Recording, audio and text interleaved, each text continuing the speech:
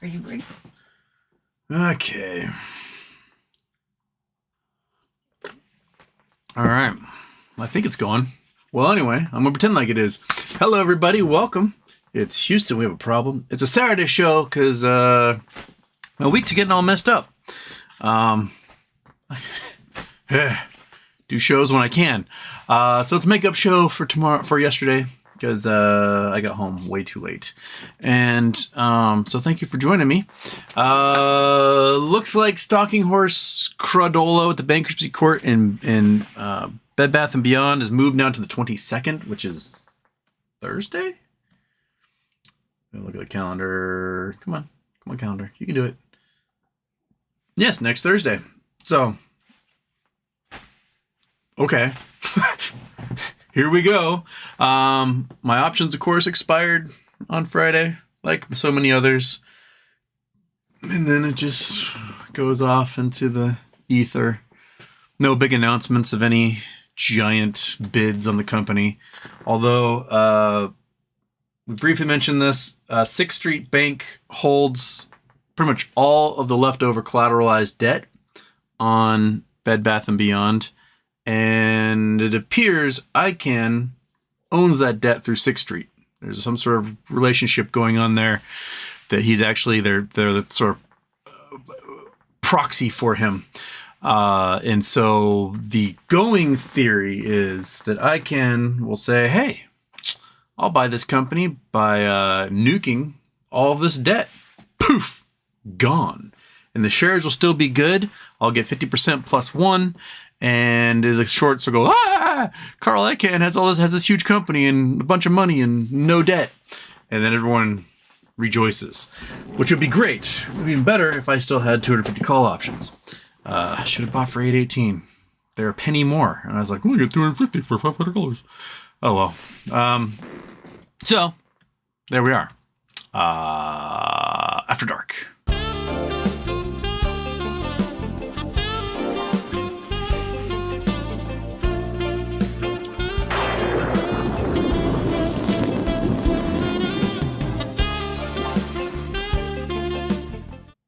Okay, off, daytime's off, nighttime's off, other nighttime's off, boom.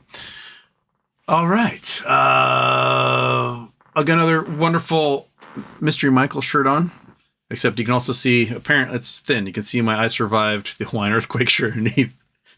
I survived. See that? I'm a survivor.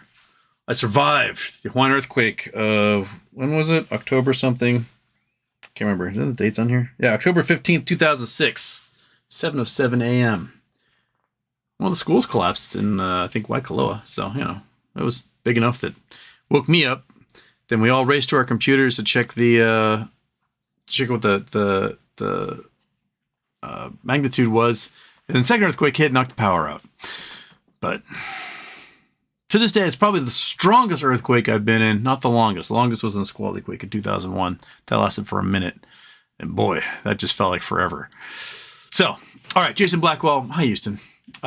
During World War II, my grandfather got hit with mustard gas and pepper spray. He is now a seasoned veteran.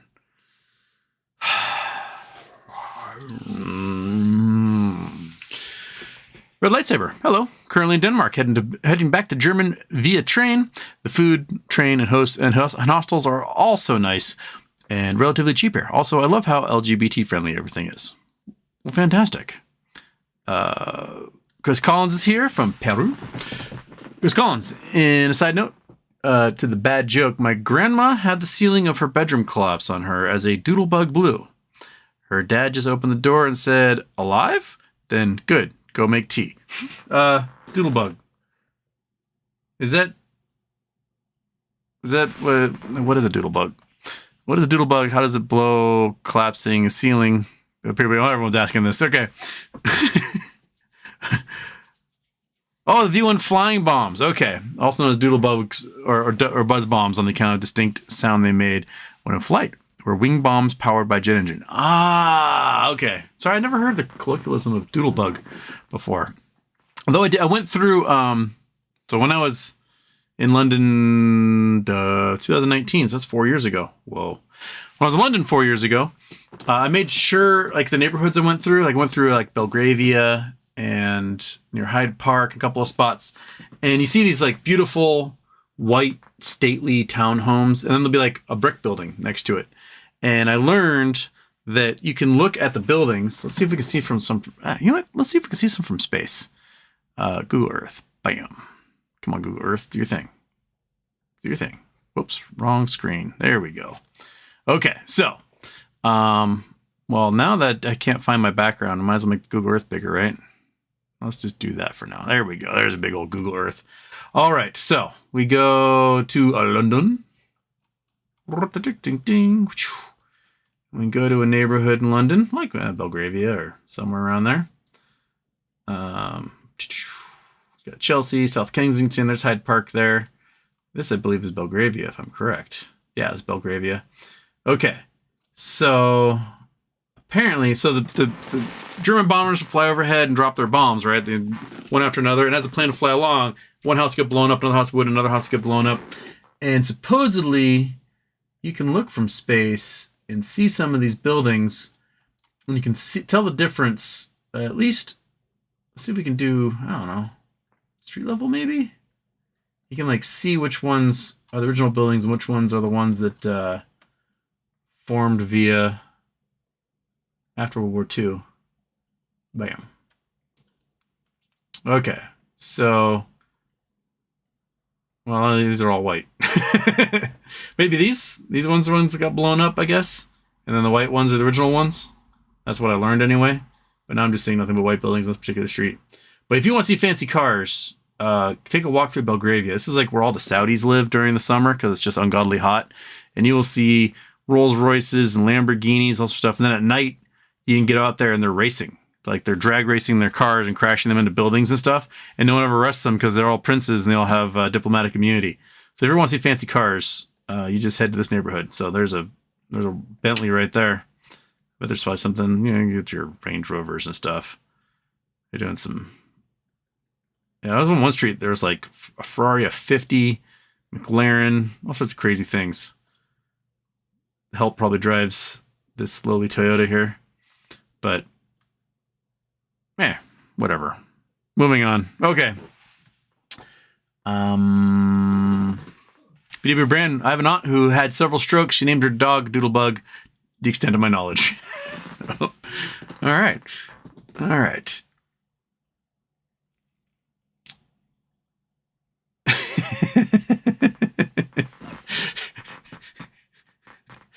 Oh, okay. All right.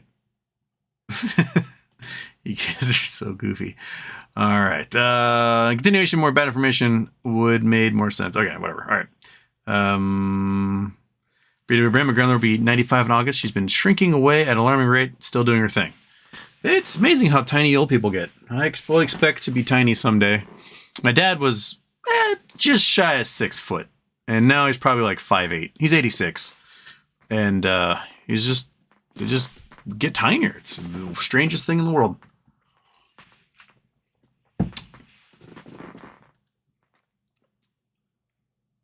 Okay. BOH. Anyways, what's this about Trump facing even more charges? Did he get more charges tacked on 37 Florida? Not more charges yet. A report came out today saying that Trump and his aides or cohorts are looking to face more charges out of Jack Smith's investigation. Now, one of the weird things, someone was writing me today about this, is that this is only pertaining to stuff that's in the Florida court. And there's been questions as to why Jack Smith and the FBI haven't done any raids in like Bedminster or Trump Tower or any of his other properties. And this person suggested to me that perhaps that if the Trump appointed judge in Florida doesn't work out, they can go to a court in New Jersey or New York with other things, which that would be interesting. So yeah, my guess is that Trump may be facing obstruction charges because further obstruction charges because he has been doing his darndest to keep the investigation from happening. And that the obstruction charges would be enough that a judge would have to like put, I don't want to say embargo, but like put a clamp down, like make it so he can't talk about the case, can't do anything. Just shut up, zip it. So we'll see if that happens. And then the judge in Jean Carroll's case has opened up her to sue him even more. So because he's been bad mouthing her in the press as well. So and in public and everything else. So it'll be interesting to see exactly where that goes. I guess if you're gonna go down, you may as well just go down as big as possible. Get as many charges as you can. Set a world record. I've got the most charges. I've got more charges than anyone's ever been charged before. And break a record. Set the record. Be the record forever. Kelly Reed. I wish everyone knew that these market cycles are how the Fed and bankers farm us of our energy. We work and save, and they crash the market. Yeah, that's pretty straightforward. The amazing thing is that the market forces only ever listen to like a fraction of Keynesian theory. Like they're very much into quantitative easing and quantitative tightening to like bolster things, but they never, ever, ever want to touch the parts of Keynesian economic theory that basically says, put people to work, build infrastructure, make lives better for people. You know, when times are good, that's when you tighten up. And when times are bad, that's when you just let loose. And they don't ever really want to acknowledge those portions of Keynesian economic theory that we basically did for 70 years. And then we started taking away all of the regulation that we had. And now we're back to boom bust cycle when we had avoided it for so long. But one of the good things is that we farmed out so much of our manufacturing in other countries that this COVID lockdown was such a wake-up call for the national security apparatus, realizing, oh my gosh, national security isn't just weapons, but also being able to like feed, clothe, and house people. And if we're dependent upon a bunch of other nations to do that, and everything breaks down, we've got no way to continue our way of life as a society. So perhaps maybe we should bring some of that industry back under the guise of national security purposes. So we're actually seeing an increase in manufacturing capacity in the U.S., something we've not seen in a long time. It's small, but you know what? It'll make a bit of a difference.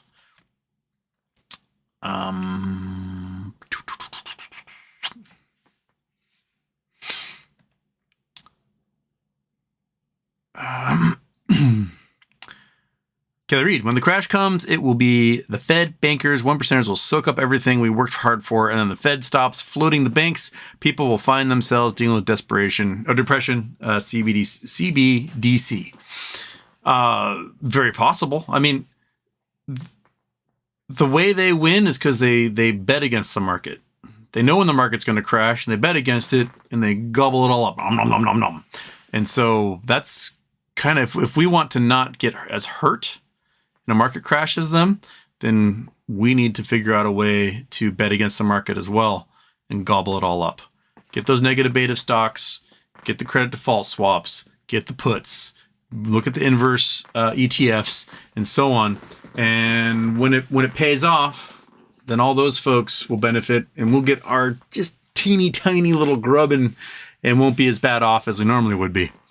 And then maybe we can buy a piece of property at auction, just like they do when they consolidate all their ownership and their real estate investment trusts, etc. We'll get a little piece of it. So we just got to kind of play their game a little bit and destroy them from the inside. Kelly Reed. Fed reports monetary policy to Congress. They state leverage at hedge funds remain high, and other core service price inflation remains elevated and has not shown signs of easing. Yes, they like to use indirect terms like that. Or lightsaber. Wasn't there a request from the special counsel for Trump to shut the fuck up about certain details pertaining to individuals who could still be facing indictment? I don't know if the court has ordered him to STFU at all about this. Gag order, that's the word I was looking for. Clamp down. Gag order. I don't know if there's been a court order gag order. There wasn't one, surprisingly, in New York. You'd think that a guy who's just a blabbermouth they would throw a gag order on him and then bust him for breaking the gag order. But at the same time, perhaps the prosecutors were like, Judge, let him talk. Let him incriminate himself to thousands of people on Fox News live coverage again and again and again. We will just play it again in court. So perhaps they're just like, no, let him talk. He's going to put his foot in his mouth and we'll go from there. Chris Collins, the COVID lockdown started the fast demise of her mental capacity. Oh, goodness gracious. They're talking about grandma. No.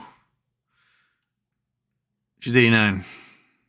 BOH, according to Gherkin, most of the buying has been done by market makers to hedge the fact that the hedge funds are selling puts and buying calls, both of which put upwards pressure on the stock prices.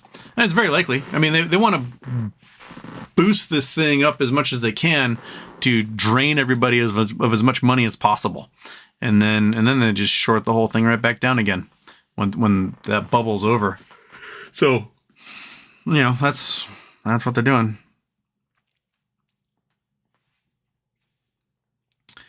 BOH, hedge funds are selling puts and using the income to buy out-of-the-money calls, is that what it's saying? To pump the market one more day. This also has a side effect of crushing the VIX. Yeah, the VIX is getting crushed for sure. Yep.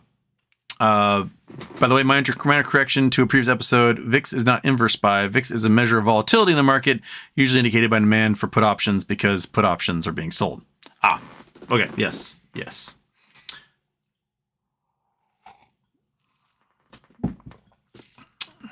Yeah, there's the lightsaber. I'm sure Trump will do something to further incriminate himself. Exactly, which is why they didn't go for demand a gag order. Seriously, he's just going to flap his jaw and then admit to more crimes on tape.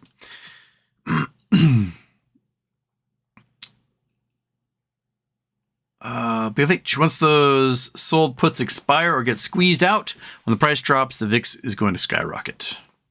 Okay. All right. Michael Mystery, don't forget to join, be part of the green team. Yeah, join the green team. And by all means, send me snappy shirts like this to the P.O. Box. I love them. They're great. Look at these little sharks. It's not even Shark Week. We're celebrating early. Celebrating early for our wonderful Shark Week. People Sunday AM, what the F were we supposed to talk about? Friday is far gone. It is far gone. It's the weekend, man. Sorry I wasn't able to do a show yesterday. I apologize. The weeks are getting away from me. I don't know. I might not be able to do Wednesday shows for a few weeks, maybe after 4th of July. So I see where it goes. I don't know. I don't know. Each day is like new to me. I feel like I'm in memento. I wake up, I'm like, who am I? What am I doing? What's going on? Someone tell me what to do. Currently trying to get a boat out of my yard that Scott's brother left behind. Hopefully someone's coming tomorrow at 1 p.m. to collect the boat and the trailer and just go away. Life will be like uncluttering my life. It's wonderful. Okay.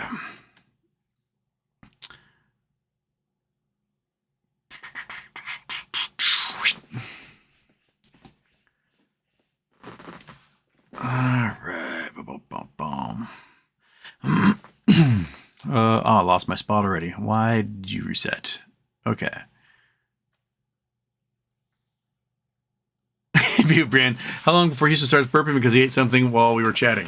Matter of fact, it's been a couple hours since I ate something, so you're okay on the burps because it's been a couple hours, so we're good. We're good. Burpee boy is past his prime here. Good night, BOH. Scott Paulins from New York. Hello. Oh, there's an up dog. Vegata di Luffy. Houston, happy Father's Day. Happy birthday. Oh, yeah, it's Father's Day. Is it today? Tomorrow? Oh, crap. Monkey, here's some nice for the dad. This is 58th Father's Day. It's my dad's 58th Father's Day this year. Been father for 58 years that we know of.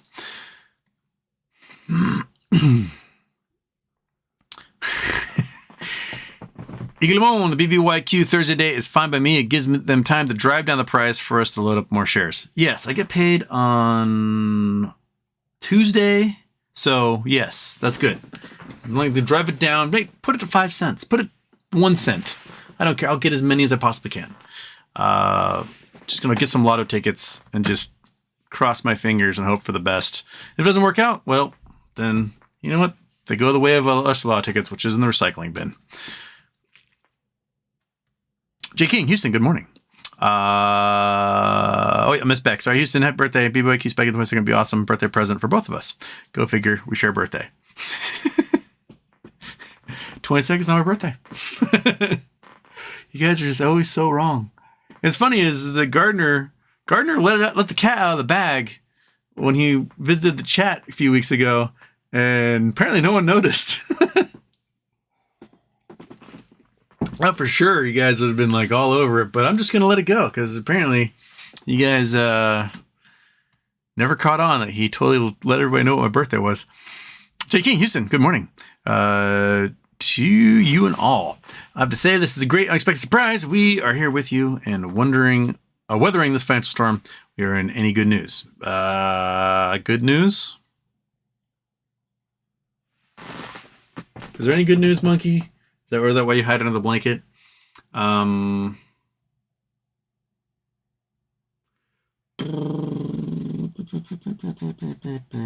Good news. Good news.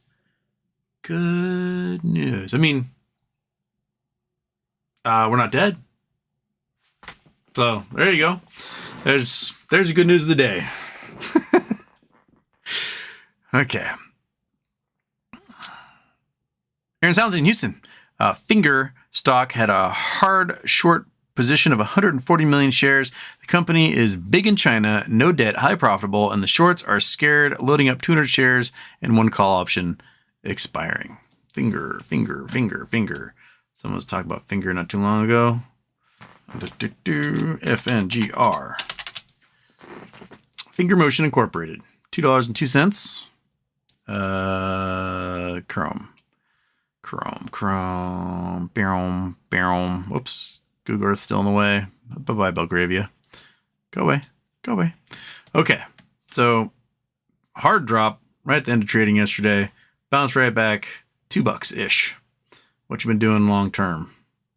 You had a spike at $15 or $16 in February 2021. So that's right around the time everything else spiked in 2021. Hard drive down. Bottomed out. Where are you? 70 cents in September of last year.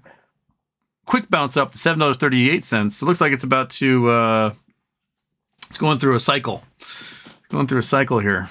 So, what are call options? Call options right now. Finger motion options chain. Come on, I clicked on you. Do something. There we go. Okay, so they've got July 21st. Got some. Let's look a little further out. Let's look a couple months out. Let's go. What's August? What do you got for me, August?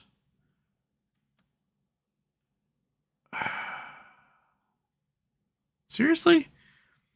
So $1 call option. Okay, that's got so $2.75, $3.45. So it went to $7 last time. So $15 is what the last price was. Low bids are at about $10. So for $10 you can get one option. It would go up, it hits the $7 or whatever again, you'll probably get maybe 75 bucks out of it. So if you do this one, which is lower, which the bid and the last price for the above is $15, you got $5. And then you might get $200 an option out of that for $15.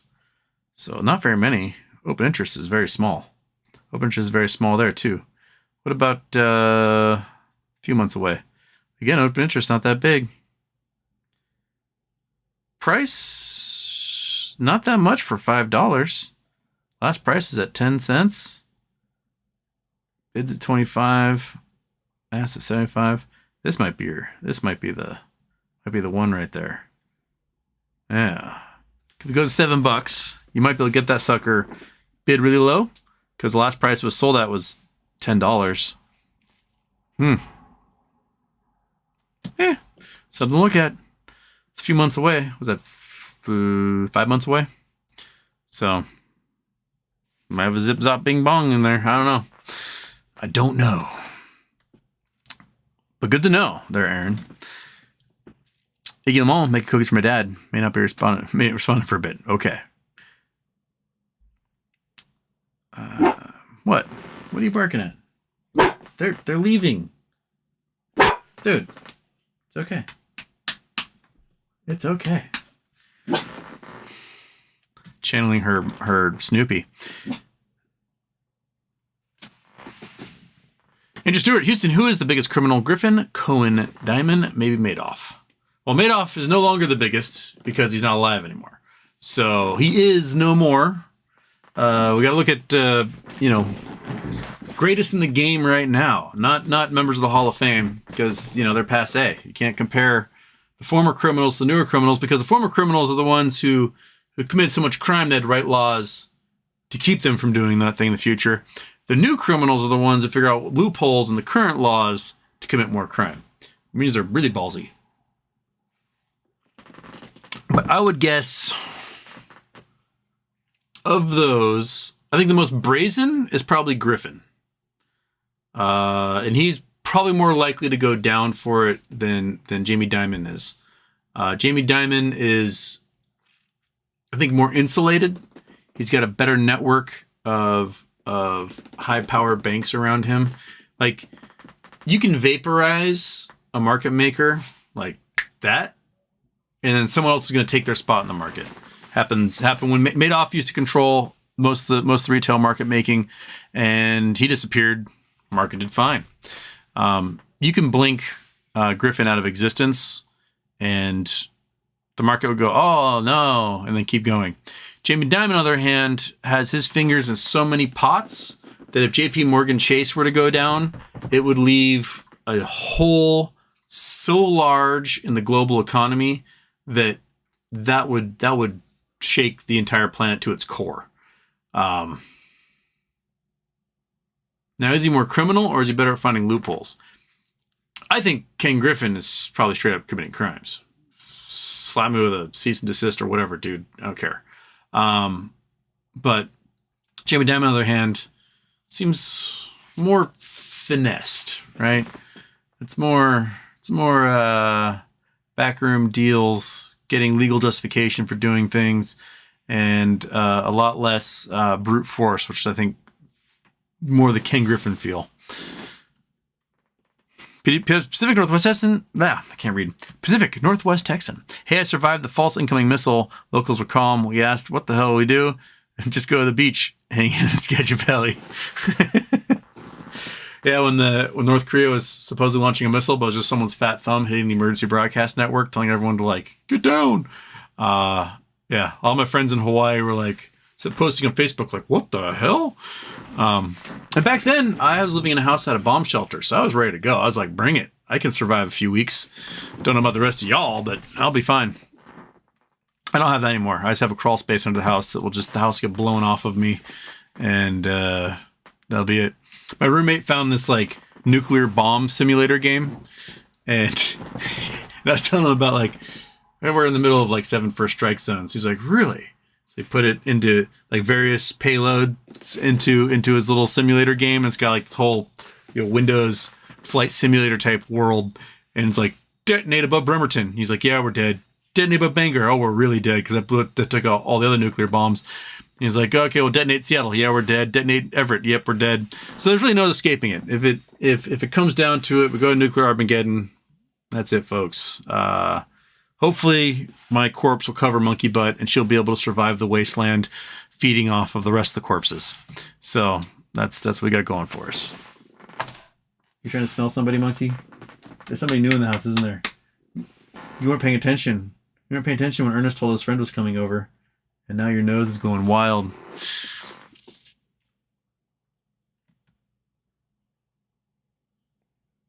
Says Citizen54, Trump has lost yet another lawyer. Delay tactic? What happens if everyone refuses to take his case, including public defender? Well, public defender would be appointed by the court if that's the case. And, there may be consequences if they refuse to do it.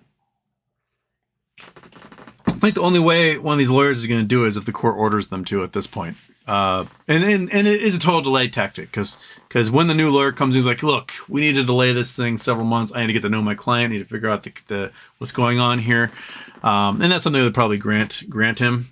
But if Trump fires that lawyer, has to hire another one or whatever, the court probably won't give him one gimme on that. So yeah, it'll delay things for a period of time, but they have to go through it eventually.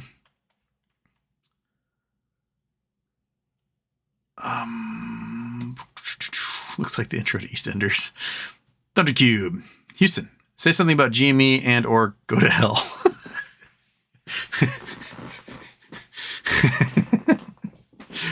GME is a video game store. People buy video games. I think what's happening with Ryan Cohen, Icahn, possibly Pulte in there, is something that will go down in business textbooks. I think they're building something here specifically to vaporize shorts and take on large retailers like Amazon. I think they want to get a little piece of that retail pie that Amazon has taken so much from. And right now, Amazon is on the back foot, right? Like they were going gangbusters during COVID, and now they're having to lay people off. They're stopping construction on their second campus. They're no longer like a charging juggernaut. So you might be able to take market share from them pretty easily. People might have some Amazon fatigue. They want some new, hot young thing to come along and go, oh, you know what? I can order from them. And they're going to offer me free shipping and 2-day shipping. And they've got a logistics network and all this stuff. So I think Gmerica is definitely going to be bigger than anything that the analysts on the market think it's going to be. And we are on the ground floor of that. I mean, if you were told you could buy Amazon for $22 back in, I don't know, when was the last time Amazon was $22? Like 97? Go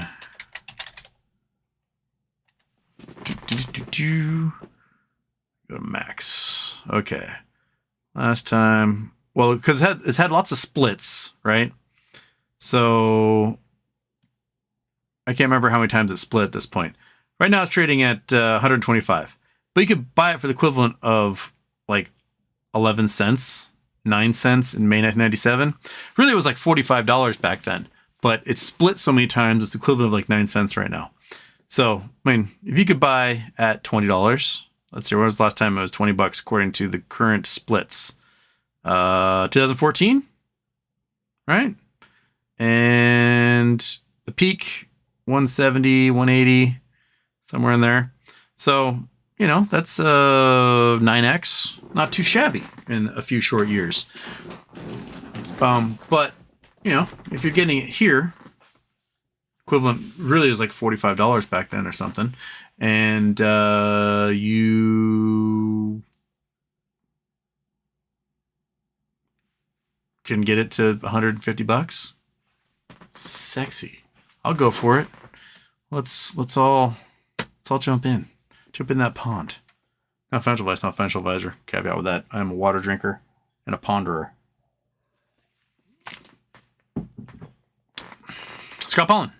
Commerce in New York City clearly lower. Less foot traffic, international tourists, June 18th, and you can cross the street. Should be bumping elbows 24/7. Yeah, I think Manhattan especially had a lot of flight during COVID. Another problem is that you've got 60 to 100,000 housing units in Manhattan that are being kept out of the market, so they can jack the prices and everything else, which is like falsely creating scarcity. And so they can raise the price on everybody. They're taking especially rental control units off the market and not making them available to rent, so that only the expensive units are available, and you can jack the price as much as you want on those. And so, they may need city government to step in and say, hey, if your rental unit's sitting empty for this long, well, we're going to take it from you or something. Force them to go out there and put those houses on the market. Get people back in there.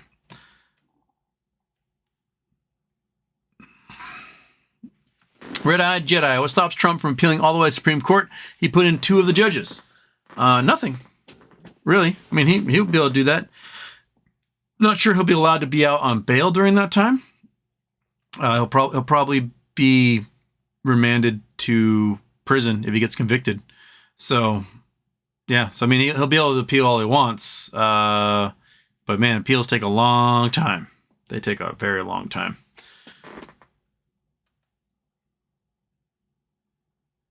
Go double intro. Houston, baby. What's next for MMTLP? Will MMTLP ever get a MOAS? Thanks. Stay sexy.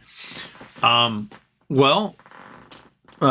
Basile is going to appeal. Rosa, I believe, is submitting an amended complaint on Thursday as well to the Florida courts. And if it doesn't go her way, I think she's definitely going to do an appeal. So looks like we're still tied up in the legal system. I've heard no word at all about what went on during the congressional meeting over MMTLP. Nobody's leaked any information. I've seen nobody post any information. No one who was there said anything about it. I have no idea how that went. I take a guess, though, and my guess is that Dr. James Angel, spouted a bunch of BS, and everyone just ate it up. And they're like, well, nothing to see here, because that's his job. He's going to come in and he's like, I am the foremost expert on everything ever, and I'm going to tell you it's like this. And they paid me to do it that way, except I'm not going to tell you that. And everyone in Congress go, oh, very interesting. Why they keep calling me? They're a bunch of idiots. And they go, oh, explains as much as anything I could believe right there. And that's how it's going to roll. That's just my total guess as to what happened in that meeting. But we've heard nothing else from anybody. Thundercube, where are you reading your comments from? I'm reading them from the comments section. the spot where the live chat comments are. Thundercube, where you're typing. Those ones. That's what I'm reading here. Okay.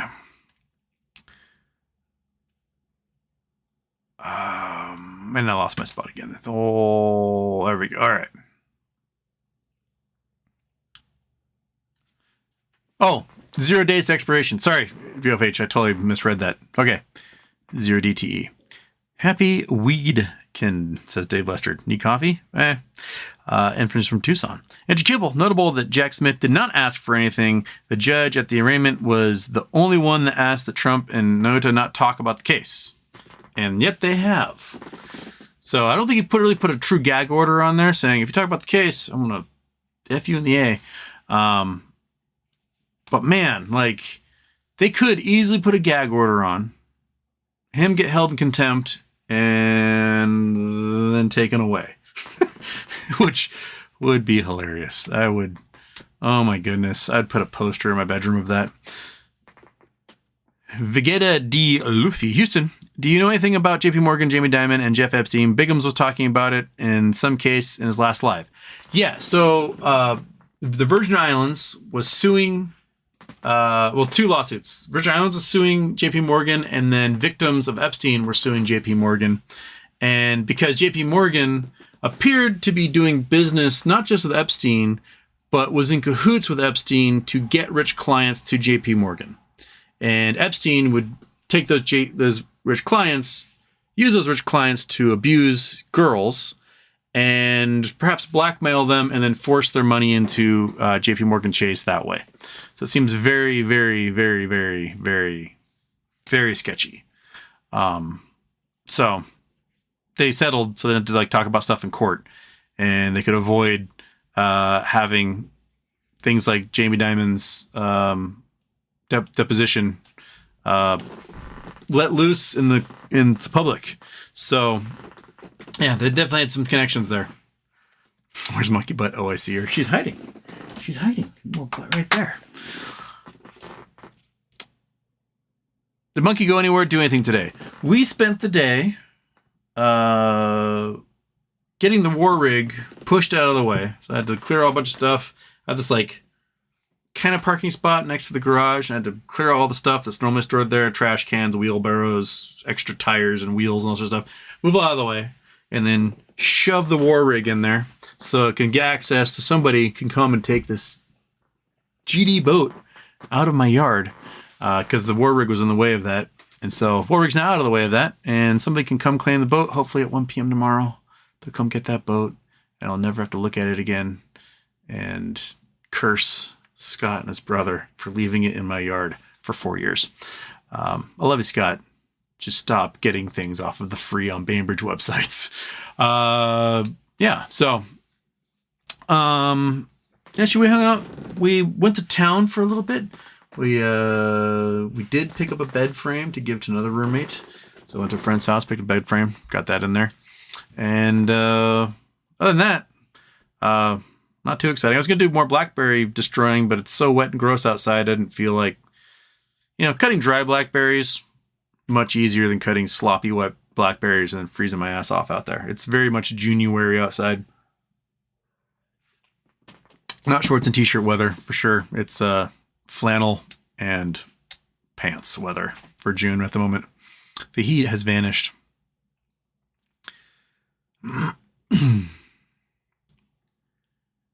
Common Sense Beats Intelligence. Was your birthday last week? No. Mighty Mouse. Sounds like Will Stewart is going to move his 17 million shares of NextBridge to AST. Well, all right. Talvin 4. All these non-birthday knowers. Talvin knows. Moo Poolin. Let's face the music. This judicial gridlock and U3 halt. A reality of never having a squeeze in the future. Rose has been at this 4 months. Yeah. I mean, it's not going to be easy. You got to keep being annoying. Eventually, we'll wear them down. We'll wear them down to nothing. And our great-great-grandchildren will get $4 a share for it. No, keep being annoying. Keep calling. If you have a friend that's in works for a member of Congress, whatever, make friends. Get a job at a K Street lobbying firm. Do whatever you can. Just get in there and annoy the hell out of them, and don't stop talking to people about it. Because the minute they listen to the story, they're like, oh, that sounds messed up. Huh.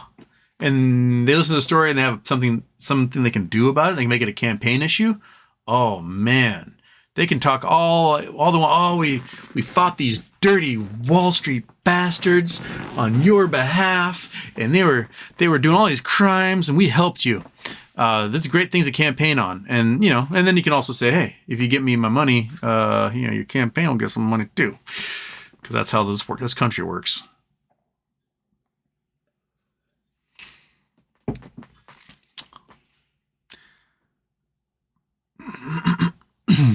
BW Brand agrees. Tony Twits had a live an hour or two ago, said Will Stewart will move his shares in TD to AST for MMTLP. I would love to talk in Tony's chats, but he deputized random people to be his mods, and 70% of them were trolls who banned everyone who talks, so I can't chat in there. Oops. Oops. I knew a shadow blocked when Daphne didn't say hello to me in the last live show. Aw.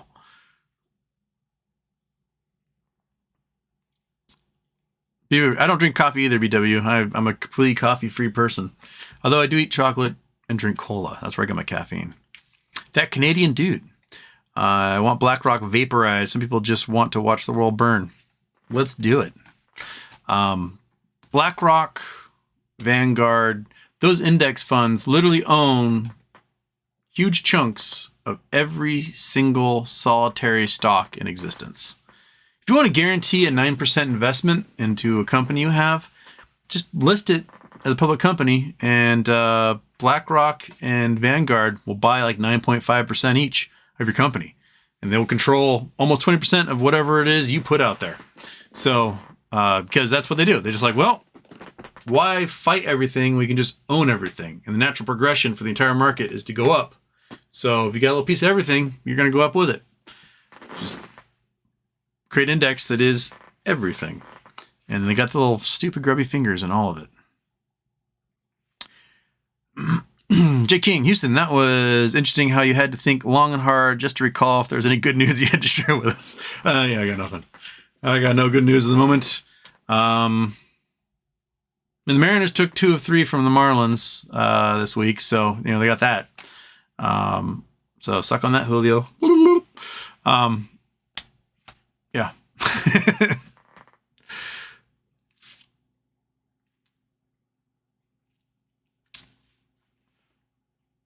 Video brand Houston will drink a glass of water in memory if the nukes fly. Thank you. That's all I can ask of you. Just stay hydrated during the apocalypse. Because that's a great way to get the fallout in your body.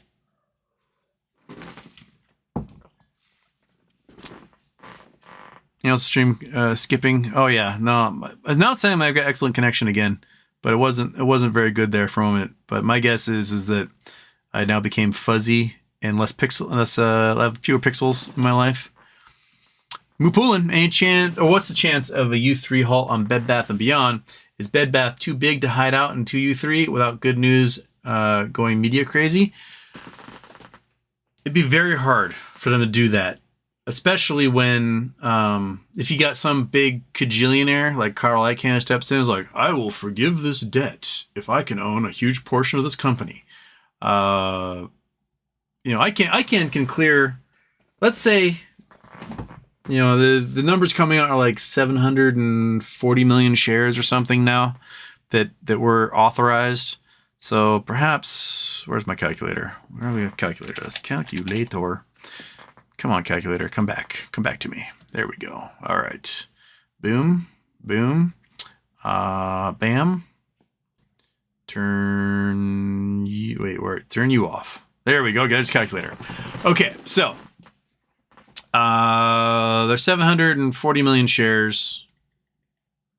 Let's say Icahn somehow takes 50% plus 1. And again, this is all total speculation. I'm a speculator. I'm speculating away. So he takes 50%, right? 370 million shares. And he sets it at, he owns $1.4 billion of debt, right? And then he says, I will spend another $1 billion to get the rest. Right now, there's like 311 million, I think, that are being held by the company. They're authorized and never sold. So this, let's take out 311 million. Right? So now it's another 60 million shares he would need on top of that to get 50% plus 1. So let's say he says, okay, for clearing out the 1.5 billion of debt, and I'll pay another, $2 billion for the remaining 60 million shares, right? Let's just say he says something like that. He doesn't want to take the company private. He doesn't want all the shareholders to get vaporized or just get a payment in lieu or whatever. He just wants to get the 50% plus 1.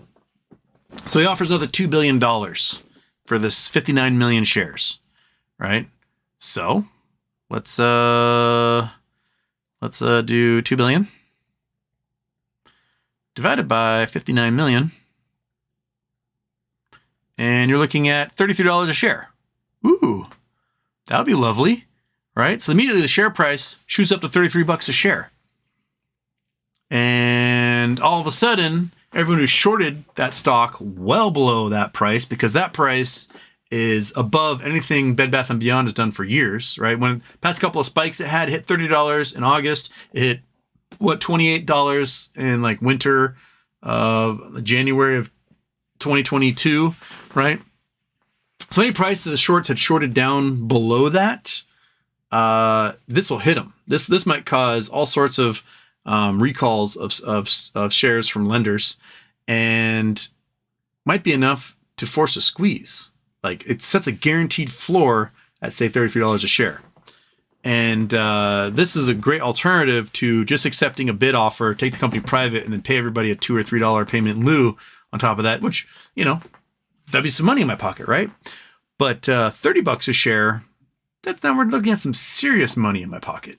I'd be okay with some serious money in my pocket, right? So it's some weird things can happen because Icahn apparently controls all the collateralized debt.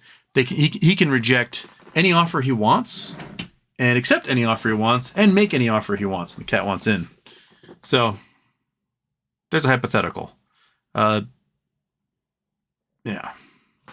you want in? Hello, fatty. Come on. Yeah. Yeah, you doing cool? Okay. He's a floor cat. Red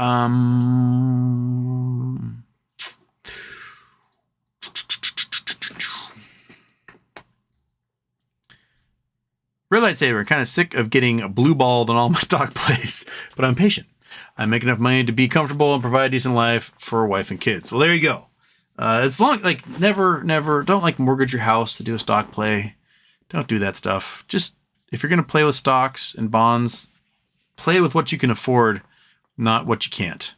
That's how you truly get in trouble. Kitty cat, come on. Come on, buddy. Come on. Yeah. Ideas matter. Houston, please fix the next level chimney sign. Just barely hanging on. Drive me nuts. Oh, it is just barely hanging on.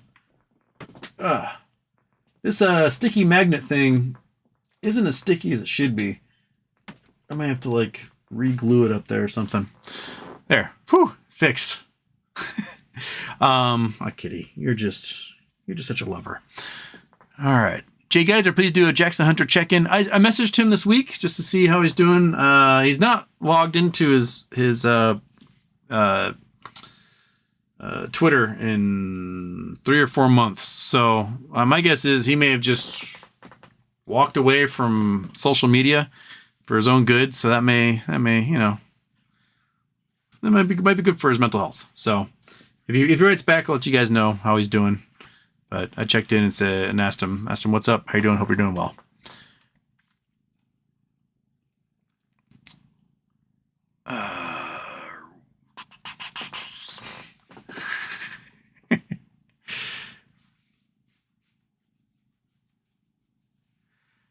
Vigata D. Luffy, so many gap fills in Bed Bath & Beyond. If that thing moasses, God knows where it will peak. Also, it's on the OTC now, so there's no way you can do halts. There's no circuit breakers, which I meant. Like, there's no circuit breakers in the OTC. The thing can go from 0 to a cajillion, and all people can do is go, oh! So if it does happen to have a squeeze on that, that'd be fantastic. Upolan, let's say Icahn does what you said and $33 a share. Can the shorts swap their way out of it? What options do they have at this point? Can they delay it? Honestly, I don't know.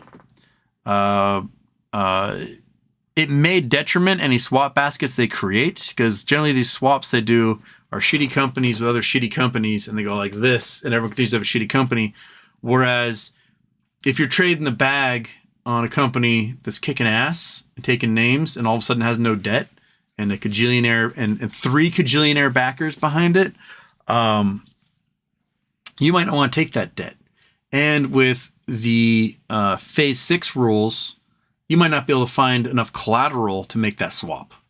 So I don't know. They might be able to swap their way out of it. Can they delay it? Probably not, because this would be in the court's hand. The court would say, this is happening now. We're done. Get out. So it'd be very hard. The bankruptcy court guys are just like, get this crap off my table and let's go. It can create a lot of power. The reason why, what's his butt at Sears, Eddie Lampert, had so much power in dictating how Sears bankruptcy went, was because not only was he the majority owner of Sears, he also controlled most of Sears' debt. So he was the owner of Sears and controlled the debt of Sears. Therefore, he could dictate how bankruptcy went. And he was okay with murdering the company itself. Whereas I don't think Icahn and RC and Pulte want to murder Bed Bath & Beyond. I think they want to create something out of it. So they have the power of owning the collateralized debt to do kind of what they want in bankruptcy with it without any of the other hedge funds being able to do anything about that. They control both sides of the coin in that case. So they can vaporize their own debt, forgive it, and carry on. And hedge funds wouldn't be able to do a damn thing. Right, kitty? Oh, you're just such a scratchy little dude. Oh, you're so scratchy. Oh, no. Eat you right up.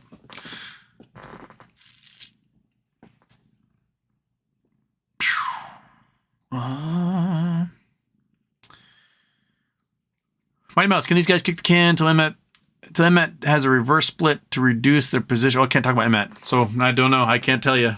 I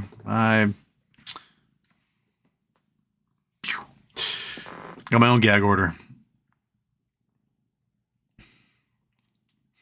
Matt Johnson comment section. I'm looking for complaints.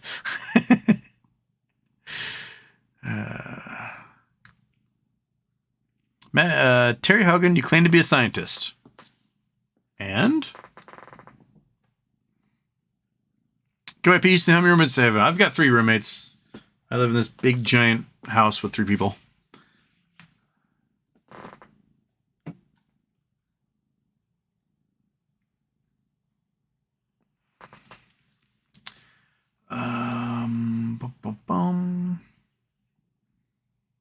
Cost rent is very high. And actually, we're cheaper than most places around here. Most, like, studios right now on the island are, like, $1,800, $2,000 a month. So we're doing better than most people at the moment. Lightning Angel 4, how y'all's weather out there, Houston? We peaked today at 118 here in South Texas. We are at like 61 degrees and little sprinkles here and there. It's probably raining about now. This is going to start raining tonight.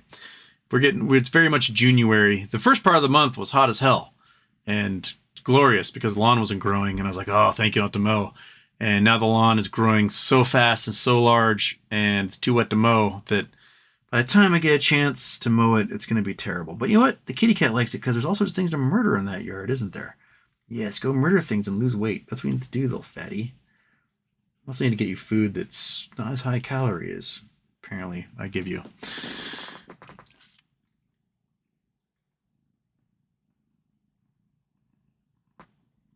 Oh, Vegeta. I remember you said you're not an anime a while ago. It's veggie, like eat your veggies. Vegeta. Oh, Vegeta. Vegeta de Luffy. Luffy? Andrew Dal, morning Houston. Got to love blackberry and apple crumble. Proper English. I love eating blackberries. I do. I also just hate dealing with them in my yard. My neighbors have plenty of blackberries. I will never be short on them. I can just make sure they're not in my yard, so I don't have to worry about them. Whoa, watch out, cat. Go up there. Go do your thing. Yeah, go do your thing. Get up there. Show everyone your butthole. There it is. Oh, hello. Yes, let me ask you a question. Yeah, was that your butthole? Was your butthole live to the world, kitty? Yeah, you have no shame, huh? All right. Yeah, we got apple trees. We have an apricot tree that only once in the last 6 years has producing apricots, and they were disgusting. I didn't know apricots could be so gross. Those tasted like turds, but looked like apricots. And our apple trees actually aren't that tasty either. The deers love them. The cows down the street love them. But to me, they are like wet cardboard packed into an apple.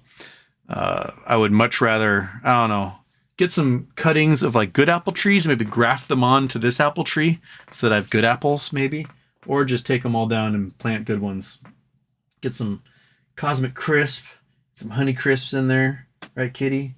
No, I mean the apples, like by November, they're like this big. You're like, whoa, that's huge, and it's just the grossest thing. We even tried making pie out of them, and they look great. They have great blossoms on them. You know, more power to them. But they're just good. They're gross apples. I have no idea how old they are. 70 years old, maybe older. Oh, you're chomping on me? You're biting my thumb? Oh yeah, murder. There you go. Yeah, kill it. Yeah. Oh, you little guy. You little ninja. Look at you. Oh yes, the Batman. So, okay, sorry, I gotta take my hand off there for a second. I'll scratch you with this hand. How's that?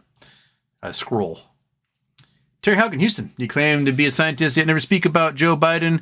You know his crimes against American people. You ignore talking about it. Is that your scientific Houston? What's with the favorism? Terry Hogan, what the fuck are you talking about? Like, what are you talking about? Like, first of all, you know his crimes. Well, state what those crimes are. Are those crimes like stealing classified documents and then showing them to people who weren't supposed to see them? Are those crimes laundering campaign funds to pay off the silence of a porn star and then trying to take a tax break on that. What crimes are you referring to? I mean, if you can point out some crimes, I will gladly talk about them. So by all means, but like, you can't just be like, well, this Putin crony who's a friend of Rudy Giuliani says that Biden took a $20 million bribe. I'm like, okay, show me, right? Where's that bribe? Where is it? Because why would someone take a bribe from a crony of Putin and then send a bunch of weapons to go kill all Putin's little buddies? It doesn't quite make any sense. Cat, you're in the way of the chat. Here, what if I take your thing and I put it over there? Will you go get it over there? Will that work for you? There you go. Got your butt out of the way.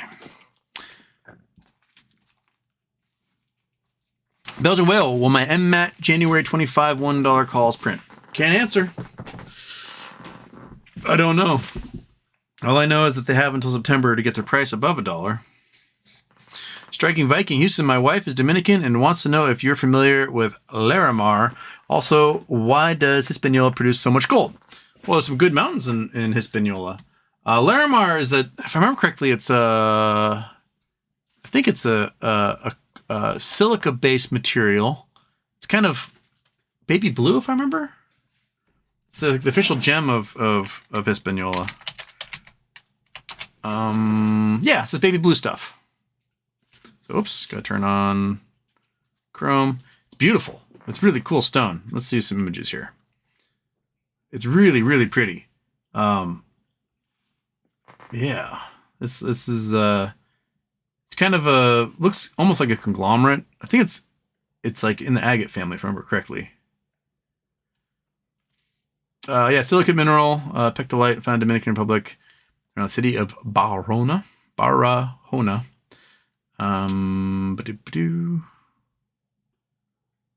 It was discovered in 1974 on a beach at the foot of Borroco Mountain. My guess is it was probably people knew about it before then, but the first white person to realize it exists. Yeah. Father Miguel Domingo Fuertes Loren, that's a long name, of the Barahona Parish requested permission over 1916 to explore and exploit the mine of a certain blue rock they discovered. Pectolites were not yet known in the Dominican Republic, and the request was rejected. Okay, so the request was rejected in 1916, although a guy had seen them before, and then Miguel Menendez and a Peace Corps volunteer named Norman Rowling discovered Larimar in a beach at the foot of Bohoruco Mountain, close province of Barahona. Natives believe that the stone came from the sea, and they called this gem bluestone. Well, there you go. It's a bluestone. Pretty fitting name. When it comes to geology, people always name things the most obvious stuff in the entire world. Look at my redstone. It's red. It's a stone. Awesome. Stones found were alluvial sediment washed in the sea. So went upstream, the in situ outcrops in the range, and they found and made a mine for it. Awesome. Yeah, this stuff's really pretty. Polishes really well. So I guess if you go to Dominican Republic, my guess is every single shop will have some silver piece of jewelry with one of these beautiful polished blue stones in it. I don't know if it's found anywhere else, but it sounds like it's only found here. But why is there so much gold there? Well, let's go back to Google Earth and we'll show you why there's gold in the Caribbean. Google Earth. Bam. There you are. Okay, Google Earth. We're going to get out of Belgravia. We're going to fly across. Whoa. Exit ground level, man. That's what I'm trying to do. Oh, exit ground level. I'm trying to exit. Okay. We're going to leave rich London. We're going to fly away all the way across. There we go. There's Hispaniola. Dominican Republic on this side. Poor Haiti. One of the most poor nations in the entire world. Right here on this side. But Hispaniola, you can see these big mountain ranges here. You can also see that these islands mark the leading edge of two plates. So this is the Nazca plate. Is this one that they're part of, hitting the Atlantic? So the Atlantic is trying to motor its way into the Caribbean. And you got the Nazca Plate sort of blocking its way. So you have this big, deep trench along here. Now, geologically speaking, this is not necessarily the active area of the trench. You can get earthquakes and things here, but it's not where like the Atlantic is diving underneath the Nazca Plate. And this leading line of islands are where you get the active islands of active volcanoes. So you'll hear about volcanic eruptions along these island chains every once in a while.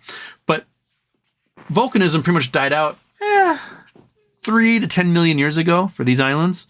But wherever you have volcanism, you got water, you're going to have lots and lots and lots of melt.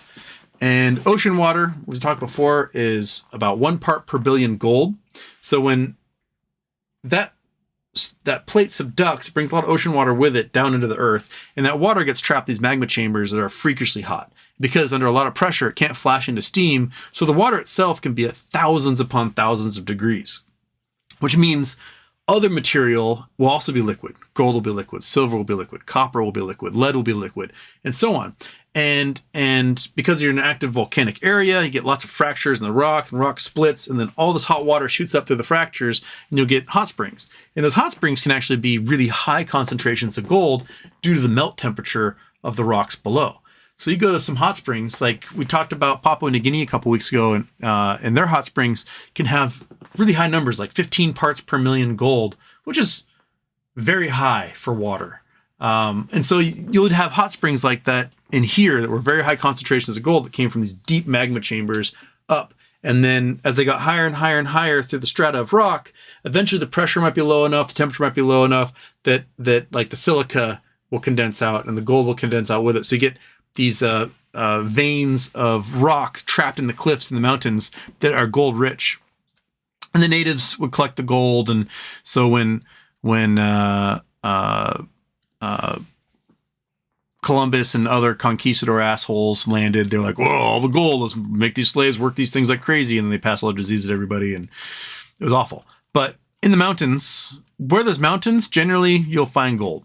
Not always, but generally mountains are where you find your gold because those veins are trapped in the rock erodes away, streams carry stuff down, you just follow the streams up until you find the gold veins where things are. So there were lots of little grubstake mines up here. The Spanish exploited everything they could. You can see like how much deforestation has happened here, especially on the Haiti side. I mean, there's almost no forest left in all of Haiti. Haiti is very, very hot. No cooling effects whatsoever from having a nice, rich tropical jungle. And there's a lot of regions on the Dominican Republic side that are also extremely deforested. And you can just see going around some of these towns, you got some farming areas, but also they just chop trees down. You chop the trees down, you need it to build homes, you need it for lumber or whatever. These look like little farming patches that they're putting in places along the hillsides. But there's still a bunch of deforestation, just not as much as you have in Haiti. There's still some rich jungle. Like you can see just how green and lush certain mountaintops are here. It's harder to farm at 6,000 feet. So, you're not going to have too much up there. But are there any big active mines here? Is that one? That might be a mine. No, those clouds. What was the name of that place? Bajorona.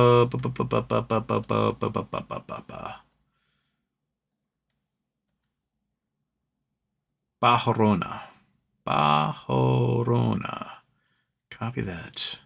Throw that in the Google Earth. Let's see where this is. Bam. Ding ding. Barahona.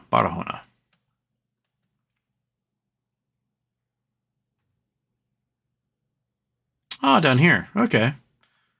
So the mountain, this must be the mountain up here where they're mining it.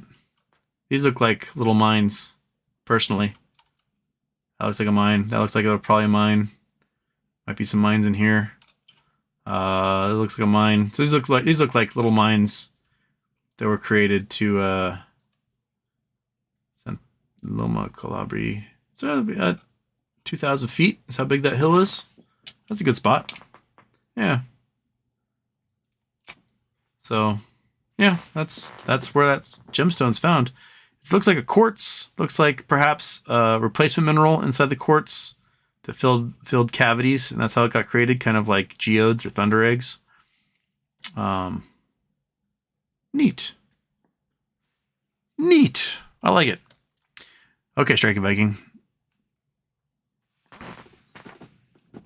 Common sense beats intelligence. Who owns Antara? Sorry, lost. I think Antara's owned by an Indian dude, I thought.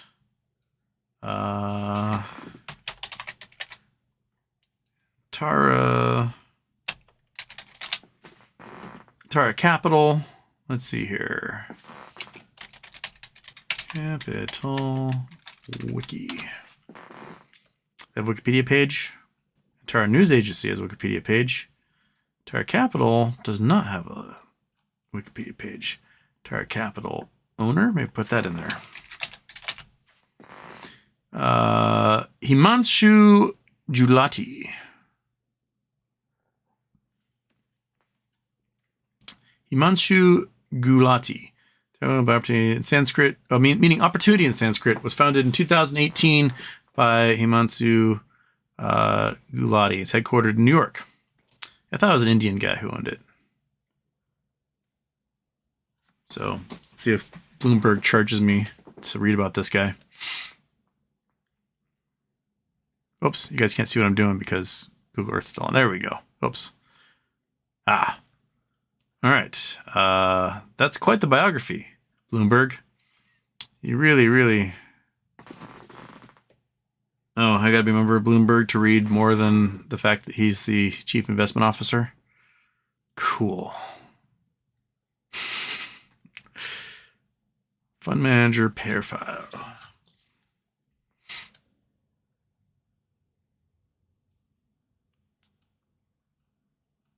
Everyone wants me to subscribe to everything. Just Wikipedia, dude. Wikipedia, just give me the info so I don't have to go through this crap. Blackstone was the chief funder. So this is Gulati's Antara Capital launches with Blackstone money. So there you go. Blackstone's got their little finger in everything.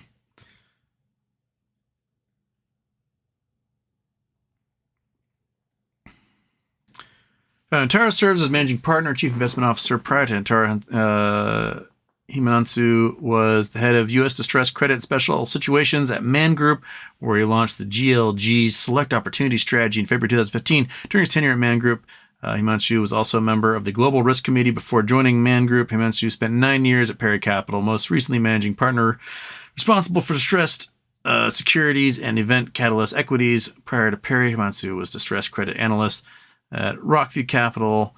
Previously worked investment banking with leverage finance, Merrill Lynch, and began his career in accounting division of Goldman Sachs. A bachelor's degree in finance from Binghamton University. So it sounds like this dude specializes in companies that are in trouble. Distressed capital. A lot of distressed capital. I wonder who could be a company that has a lot of distressed capital right now. Maybe they make movies. Maybe they show movies or something. I don't know. But that doesn't tell us too much about what's going on with him, other than the fact that he specializes in distressed capital. So, there you go. I missed the Mupolan one. Oh, I did miss Mupolan. I know nothing about bankruptcy law. Do you know how long they can keep pushing back the dates for BBYQ, stalking horse, bidder, etc.? 6 months, a year. The rules, as far as I've seen, are the debtors have a say as to how long it takes, because the way the law is written is to benefit the debtors, or I keep saying debtors, the creditors. The creditors have a say, so the creditors get the best money they can out of the debt that's owed to them. So they have the say as to when that goes through, and I think you just need a majority of them to say, yeah, this is when it's happening, and then they agree on those things.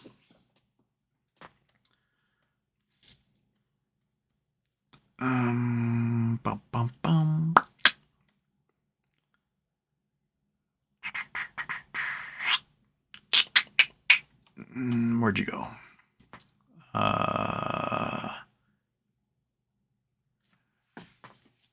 Ready, Bo? Can't see this hypothetical. I can't. see this hypothetical becoming reality. I see what you did there. All right.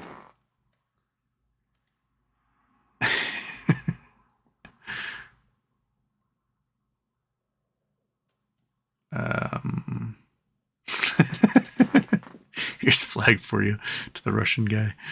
Oh, you guys are funny. Citizen 54, Houston, how can I explain global warming to the layman? People think extreme winters and cold prove global warming to be fake since it's not warming. Seasons still happen. Like the Earth still tilts on its axis. Part of the Earth doesn't get as much sunshine as the rest of the Earth at different times of the year. And yeah, you're still going to have winter. You're still going to have snow events, things like that. The problem is that our winters are getting shorter.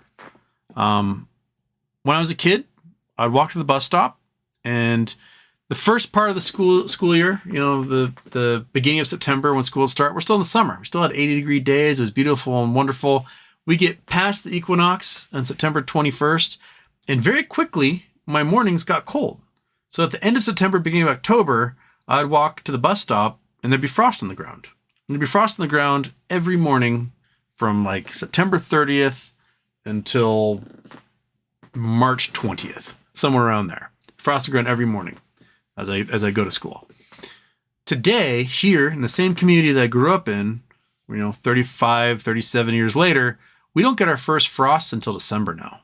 So we're going 2.5 months without a frost when we should have a frost. And then our last frost comes in like February.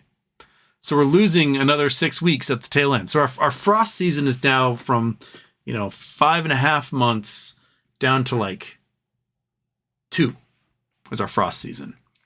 So, we used to wait to do apple ciders, go press apple cider. You'd wait until the first frost and then pick all the apples and you make your cider.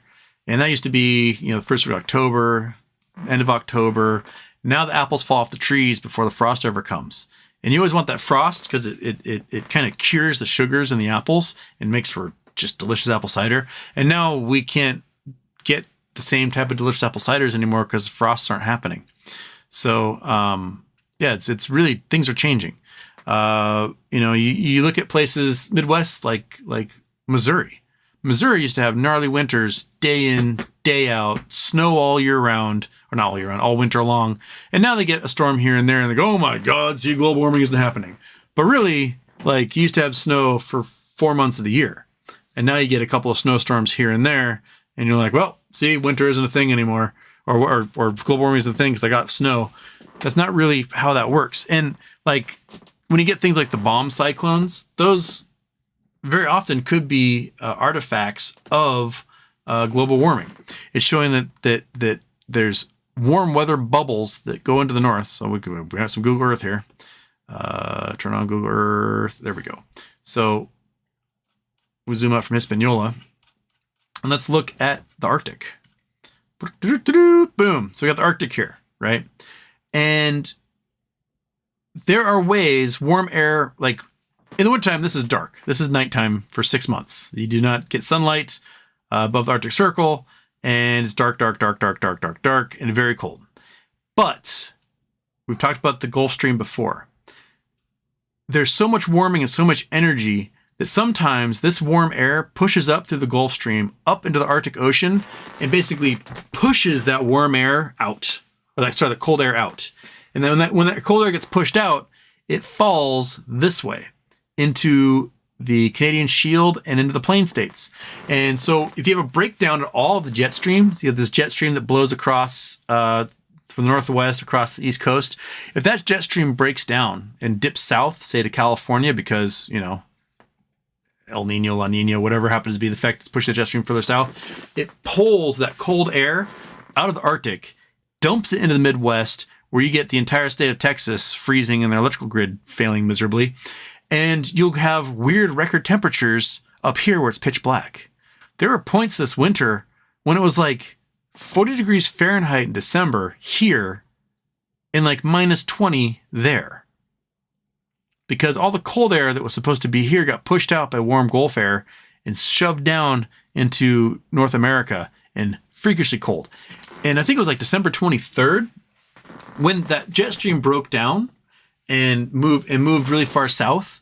it pulled all that air out of Canada so quickly. They saw weird things. There was like, Cheyenne, Wyoming, had a weather station gauge, and in 10 minutes had gone from like 42 degrees Fahrenheit to minus 40 in 10 minutes.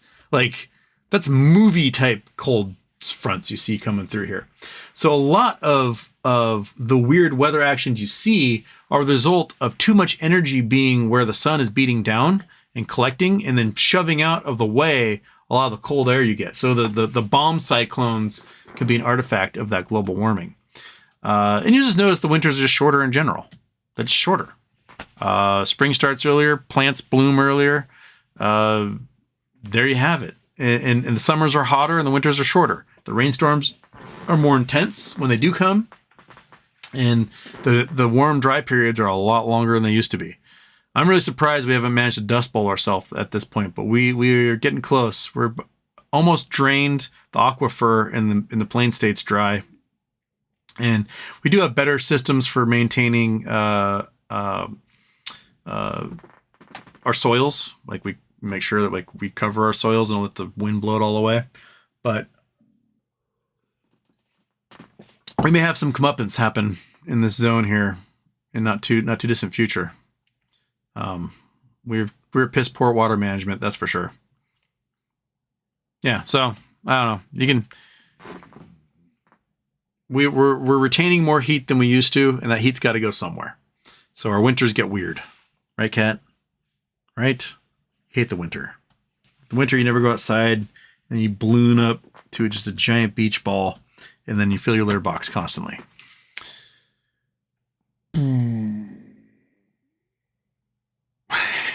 Gently lead them outside, 100-degree day, sit them in a car with the windows up, mention global warming to them. That's, yeah, there's a good greenhouse effect right there. Make sure to mention it's wintertime in Australia when you do so. Shark Attack, since you're mentioning Sears, any latest news? I have seen nothing about Sears since like April.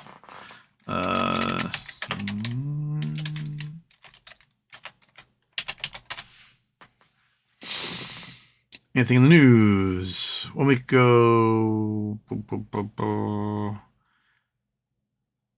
Nothing there. No, I got nothing. Nothing popping up at all. All the big articles are from like November and December. Does Kroll have anything on their docket here?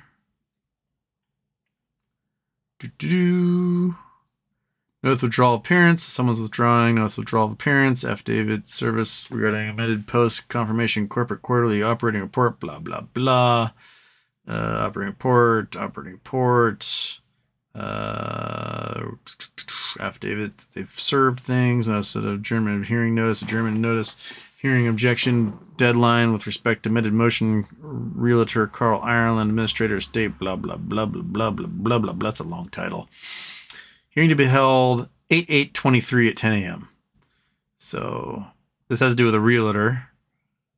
So it looks like they need to do some objections to something in July, and there's a hearing on the 8th involving this realtor. Something about debtor's 18th omnibus rejection to proofs of claim or ballots.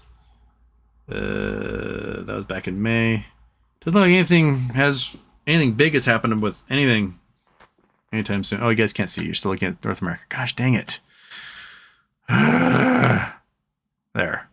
Okay. Nothing in Kroll Associates in their docket lists anything interesting. Kat, what are you yelling at? You asked to come in here. You come in here, and then you want to leave. Make up your mind, dude.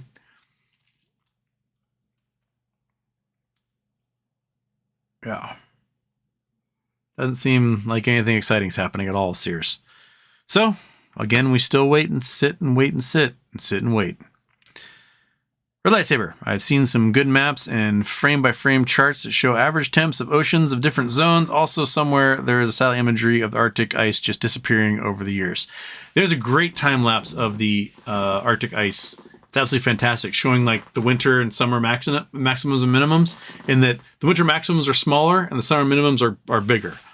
That basically we're just melting everything, and the ocean waters are being too warm to maintain. Because in the past, you used to have ice that would last forever. Like it would freeze in the winter, and the chunk would stay there. It might expand and contract, but now it's disappearing entirely. So the thickness of the ice is really small because it's not years upon years upon years of build. And then it refreezes in the wintertime to get a new chunk. And then it's so tiny and small that it just melts again once the sun comes up in the spring. And come back up again. Come on, you can do it. Come on, there you go. That's it. That's where you want to be, right? Oh, scratch that butt. Cattail karaoke. Yeah. Right, kitty, what should we sing? Should we sing about cat scratch fever? Cat scratch fever. Cat scratch fever. All right. Make your pussy purr with the stroke of my hand. All right. Okay.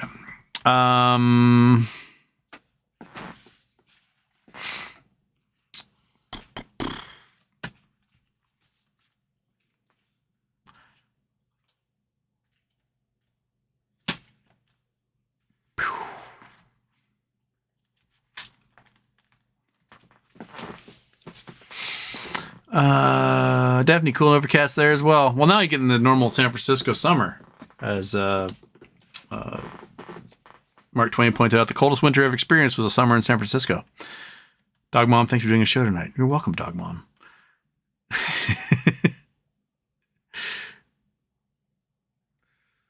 Devastator Omega. Wait, Bernie? What's happening? I don't know what's happening, Bernie.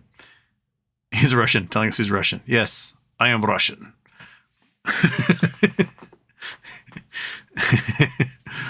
I am Russian.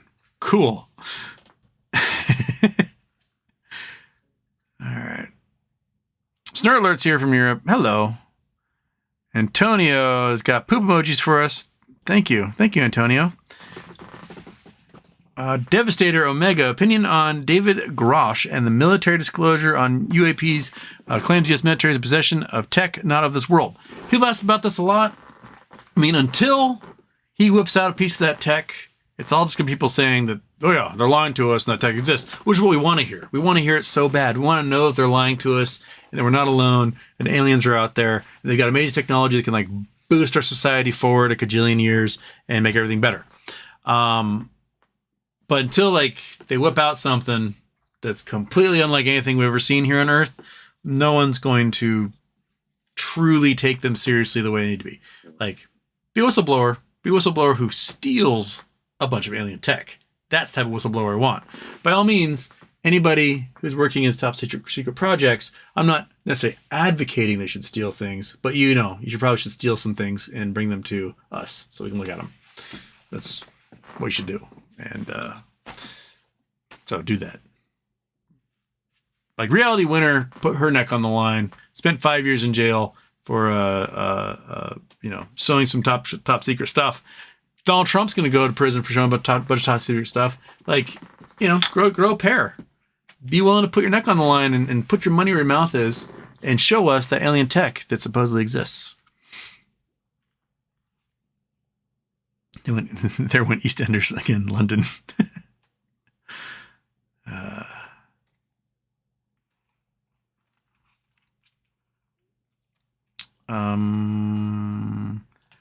Daphne would replace the XXX hot girls and boys with Russian bots saying, I am Russian. I miss the hot boys and girls. They have not been around in so long. Why is that? They haven't been around in months. We haven't seen them tell us to like hot boys and girls in a long time. I always hoped that bot would donate on a charity day. And if I promise them, if you are a porn bot on my channel during Charity Tuesday and you donate money towards that charity, post all you want. I don't care. But you have to donate. If you're not going to donate, we're going to slap you on the side of the head and you keep going. But if you do donate, by all means, post all the hot boys and girls links you want. I don't care. It's going to a good cause. And this month it's going to be for a cause to feed kids over the summer while they're not in school for their lunch programs. That's going to be this month's.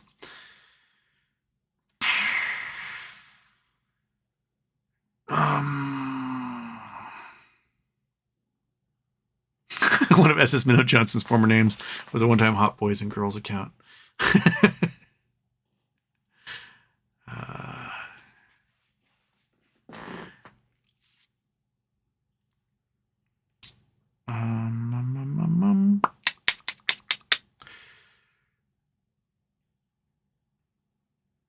I don't know what you guys are talking about. Oh, and there's the reset of the chat, of course. Okay, we passed the poop emoji one. We went to Hot Boys and Girls. Scrolling down, they're having conversation here. People talking about episodes of some TV show. Ron Johnson. Stephen Greer says the impulse wave from nuclear tests in the 1940s in Nevada is what caused alien crashes. Something to do with interrupting the time-space continuum. That makes sense? I mean, you can say lots of scientific terms, but as far as I know, the time-space continuum is based solely upon dimples in space created by mass. Since you aren't creating or destroying mass in a nuclear explosion, all you have is a concussive wave and electromagnetic impulse. I don't think that disrupts the space-time continuum. Although maybe an EMP, if they're happening to be flying over Nevada during a particular nuclear test on 1947 or whatever, and that causes their little craft to all electronics go out and plop. But usually, if you are flying across space, you are hardened against electromagnetic impulses because you're going to be facing coronal mass ejections from stars and stuff that would normally kill such electronics. So I don't see the physics of how the space-time continuum can be messed up, and I don't see how a ship that can fly across the galaxy facing electromagnetic impulses, EMPs, would then be disrupted by one here in our atmosphere all of a sudden, unless they switched off the protections. I don't know. But that would involve destroying parts of the ship. So I don't know how they crashed. That doesn't seem like an explanation to me is necessarily how it would crash, though.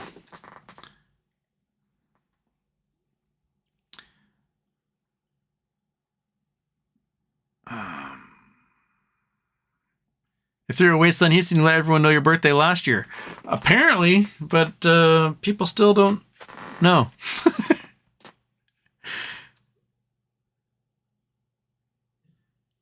We're pulling. Ryan Cohen has been named on the docket. What power does he have as a creditor in his bid, acquisition, etc.? A lot. So if he and the other creditors, Icahn, work together and say, hey, we own a lot of this debt. We control the fate of this company.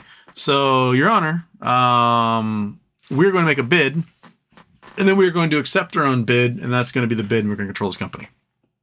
That sounds like how it's going to go.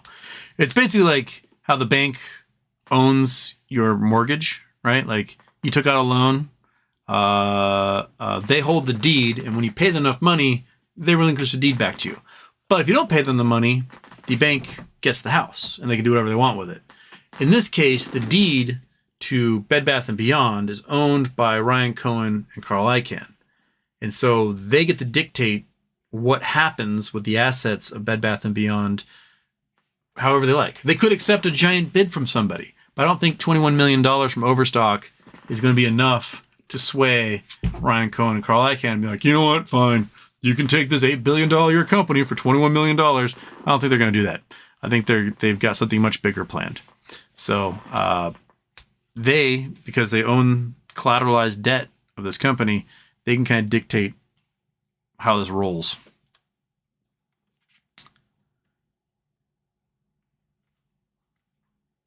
Ron Johnson, once we start interstellar travel, will we use red dwarf stars as navigation system?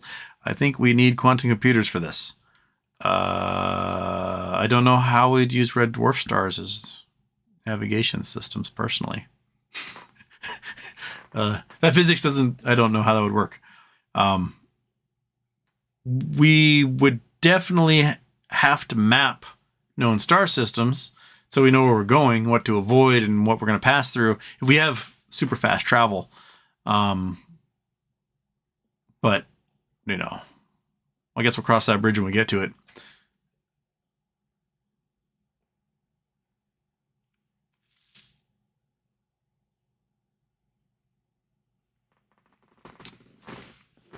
Manatee flips should sue the oil corporations, class action, bueno.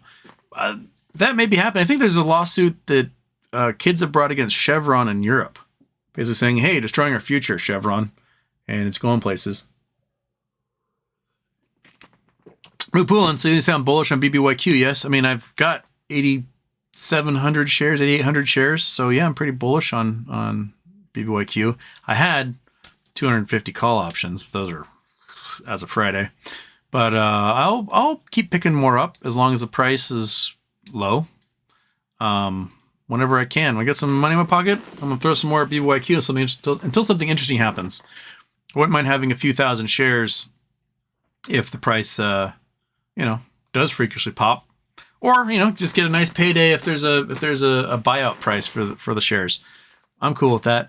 But I understand it's a bankrupt company, so anything you throw at it could be a complete loss.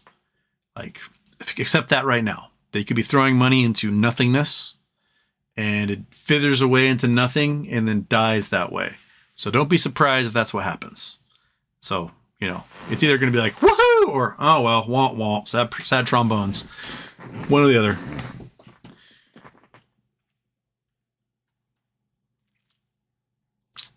Ethereal Wasteland. Hey, Houston. Any idea why upstairs neighbors making noise above drives people bonkers? It seems like mine up and decide to rearrange their furniture every 35 minutes or so. That's because they're making contact with the floor. Downstairs neighbors don't make contact with the ceiling, so the upstairs neighbors generally don't hear them. And if you were in an older condo, you'll notice you have gross popcorn ceiling, which people are like, ew, popcorn ceiling. And they scrape it all away and they paint a nice hip ceiling. And then all they do is complain about their neighbors upstairs making lots of noise. The popcorn ceiling was there as a sound deadener. Not only does it keep your voice from echoing off the ceiling, it dampens the sound from the neighbors above down into your unit. The condos my mom lives in, after a neighbor took out all their carpet and put in hardwoods everywhere, the downstairs neighbor just heard sound like a family of people clogging. The condo actually put in a rule that you can only have hard surface floors in the bathrooms, the foyer, and the kitchen. The rest of the house has to be carpeted because all the downstairs neighbors, it drives them up the wall. My mom's condo is pretty deadened. Like it's not super loud. As a result, they got fluffy. Her upstairs neighbors, they're old as shit. They got nice fluffy carpet, and she doesn't really hear them ever. We did have a family when I was like 17. There was a very disgraced doctor and his son had moved in upstairs, and the doctor had been a doctor, and he got busted stealing stuff out of the narc cabinet and using it. So he lost his medical license. So this disgraced doctor is now living upstairs from us. He can't work as a doctor. He can't call himself doctor anymore. And he's working as a school bus driver. And his son is kind of a piece of shit. And we listened to them get into fist fights and knock over china cabinets and stuff. Have to call the cops on them. And it got brutal. And then the dad offed himself. And then I don't know what happened to the kids. But doctor was no more. And the apartment or the condo went up for sale again, and old people bought it, and they're very quiet. But yeah, if you're a doctor and you steal from the narc cabinet, bad things are going to happen in your life. I can tell you that much. You'll still be stuck with a lot of debt from medical school and no way to pay it off. And, your ego takes a huge hit. Your kids turn into be complete delinquents because they think you're such a piece of shit. And that's brutal. If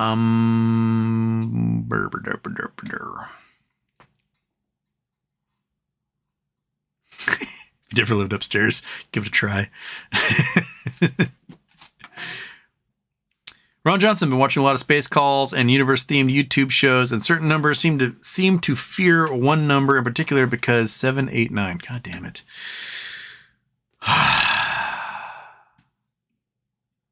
So this is a joke my old British roommate told me. So in the UK, some of you are UK people. It's early in the morning for you. You have, your country roads, your B roads, your A roads, your M highways and stuff. And this, there's this tavern and this, all these like roads are hanging out together, drinking. And this A road comes in. He's like, oh, fuck all you. Oh, my goddamn A road. Oh, eat some shit. Oh, fuck you. And he's like beating up a B road in the corner and shoving his head in the jukebox and telling the bartender that keep the glass full. And, here comes a country road, and he gives the country road a noogie and then like shoves its head in the toilet and he's like, oh, fuck you. I'm an A road. I can do whatever I want. Even like a big M road comes in, and without looking, the A road sucker punches him and the M road goes down. And just can't handle it. It's like, fuck you, I rule this place. And he's just dominating, and everyone's scared of him, and like uncomfortable people want to go home, but we want everyone to leave. He's like, no, fuck you, we're playing darts, we're doing whatever we want. And then this like tiny little guy comes walking in. Just skinny, just littlest dude in the world comes walking into the bar, the pub, and this A road just dives under the pool table, and he's like quivering. He's terrified. And one of the other patrons is like, hey man, you're like this big buff 4-lane A road. Why are you scared of that little dude? Because that little dude's a fucking psychopath.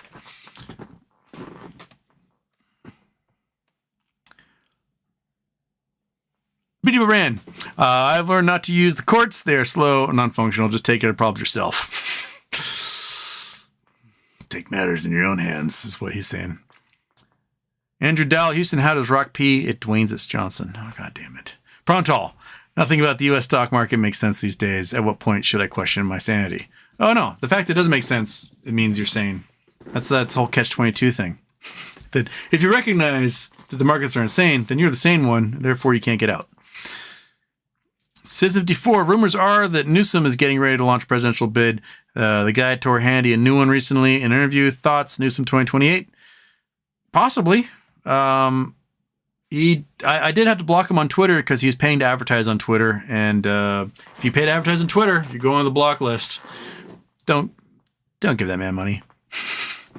Let the platform die and we'll move on to a new one. But don't give him any money in the process.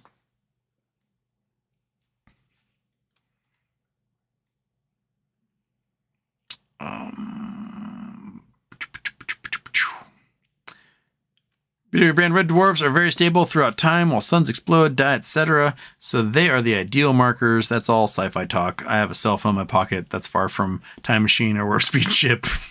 Matt Johnson, money going into nothing. That's how all the stock investing goes. Yeah. Ron Johnson, Houston, why does it snow? Well, sun comes out, air gets warm and rises, creates clouds. Those clouds get blown away to where the sun isn't coming out as much. And it gets cold, and when it wants to rain, it snows instead. Vegeta de Luffy. Good night, Houston, and everyone. East Coast, 2:40 a.m. Oh, night owl. We got 17 more minutes here. No, he's a fucking psychopath. Mupulin. Who's the antagonist in this BBYQ showdown? Is it JP Morgan, BlackRock? Would Ryan Icahn pose a threat to some large hedge fund short positions? Yes. Hedge fund short positions for sure. Probably very specifically, your Citadels and Melvins and 0.72s and anyone else who shorted Bed Bath & Beyond at this point. Now, the big banks run into issues in that they lent margin to all these players, and that margin is in trouble if Bed Bath & Beyond has itself a little moonshot. So, they might have to, take care of some of the collateral that these hedge funds have. Let's see where it goes from there.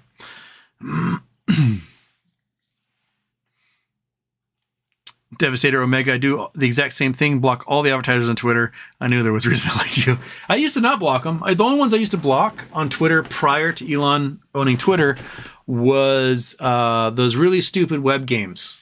Where they show you the same video over and over again of there's a knight. He's got to pull these keys. Otherwise, it's got a heroine and a monster and there's lava and water and jewels. And if you pull the wrong ones, it kills the monster, but then you're stuck in lava. The dumbest web games in the entire world. And I have to just ban those ones.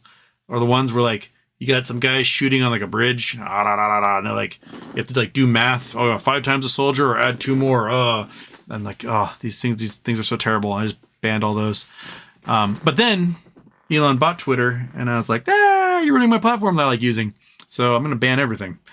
But he unblocked everything I had blocked this week. Monday the 12th. Everything, including my stalker, including everybody I've ever blocked on Twitter, all of a sudden was unblocked.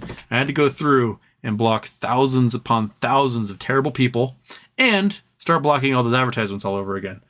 The number of ads, holy shit, it's like every third tweet is an ad now. It's ridiculous. It makes the site almost unusable.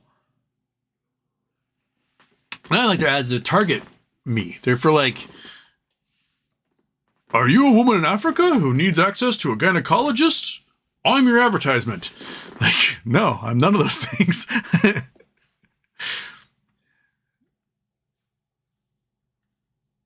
BW Brand Houston, if you had to buy an instant ramen, do you have a preference? No.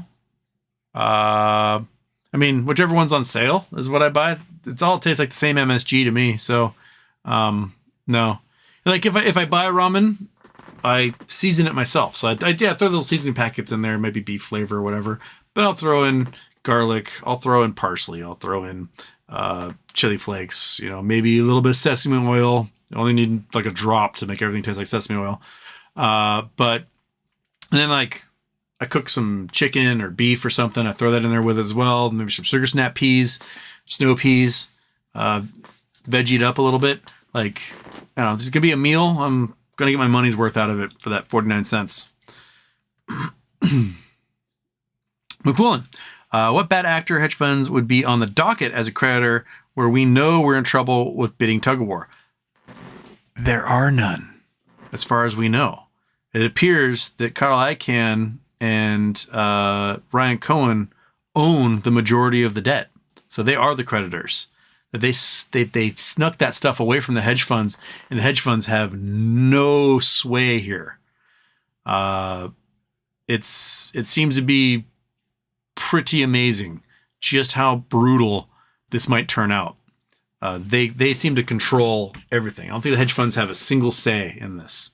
They don't have any position standing in the court. They don't own any of the collateralized debt.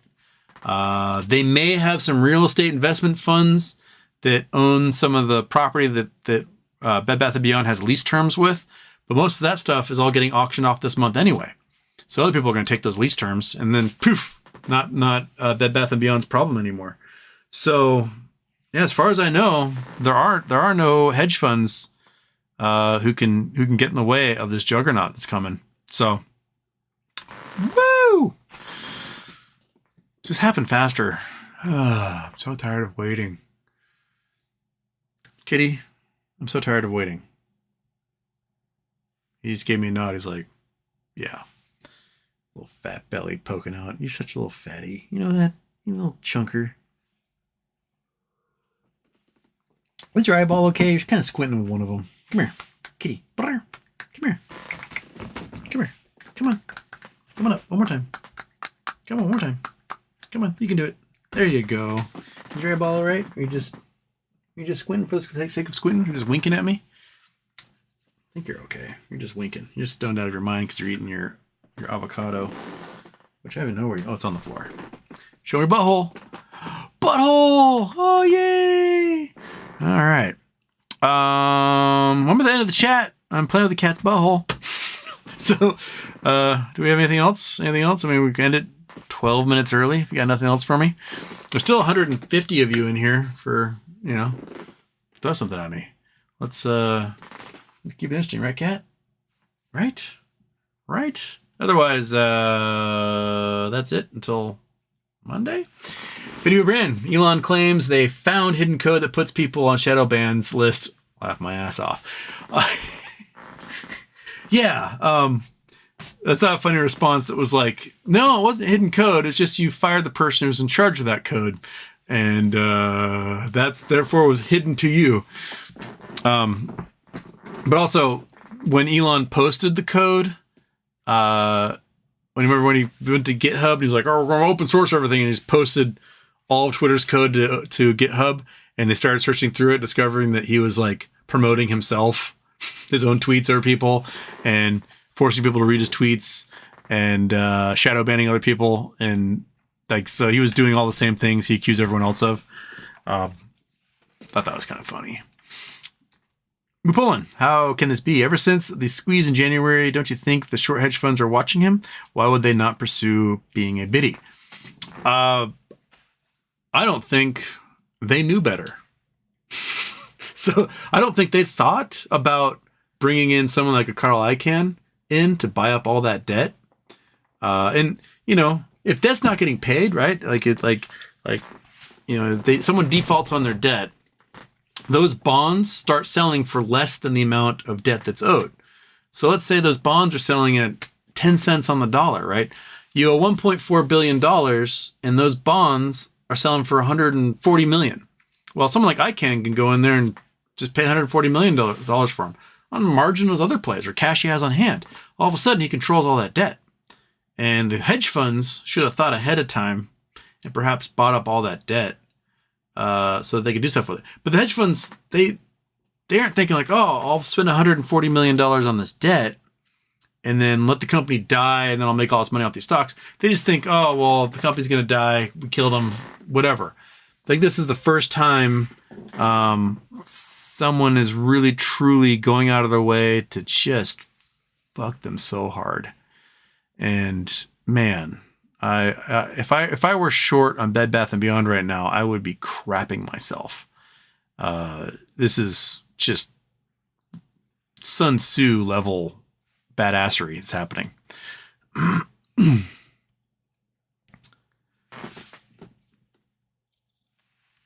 Is Tony Twitzer Bird Lady in here? I don't know.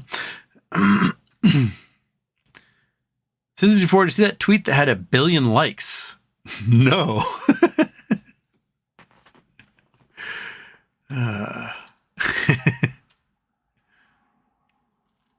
Guitar Stuff Houston, remember last fall we thought the market would crash by now? Seriously, why hasn't it? That's the stuff that makes no sense to me.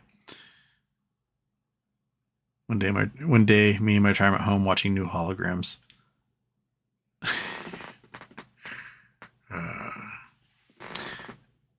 Ron Johnson working on the space script for the 9-year-old this weekend. I'll send the script, which will be under 15 minutes. Okay, I'll read it. Could Twitter go for cheap once Elon finishes it? Yeah, I mean, these creditors have already put the value of Twitter down to $6 billion, I think. So they dropped it to $13 billion a few weeks ago, and Fidelity pushed it back down to $6 billion now. So the dude's lost $38 billion on his investment right off the top.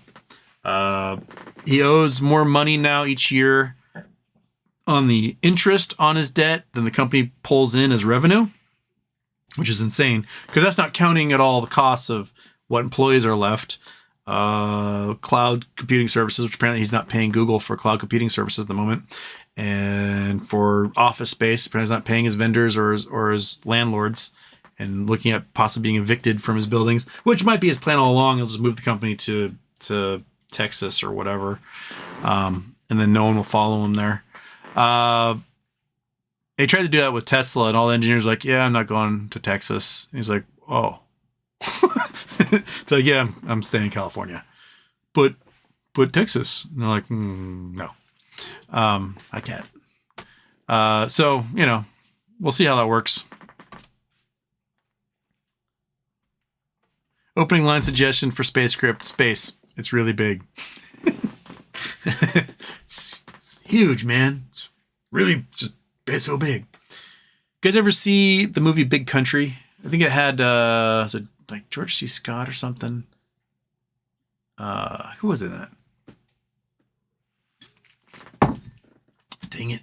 That's gonna really bother me. The guy that played not George C. Scott. Guy that played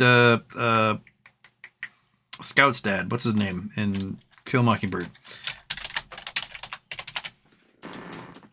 Big Country. Nope, not Big Country News. 1958. Gregory Peck. That's who we're looking for. Gregory Peck. And Gregory Peck plays like a sailor who is bequeathed to this heiress of a ranch. And so he comes across the country to like meet her and hanging out in this little cattle town. And, you know, it's big rolling plains and it's big country. Probably Montana or something. And he's at this, like, hoedown square dancing mixer. And this old cantankerous guy comes up to him and he's like, "You ever seen something so big?" And he goes, "Yes, the ocean." The guy's like, "Meh." Love that line. Yeah. Ever seen something big? Yeah, outer space.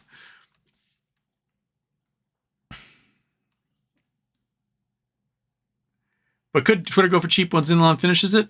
Yeah, it could. I mean, it could be one of those things like MySpace where you can buy it for like $8 in a handshake right now and get the rights to it.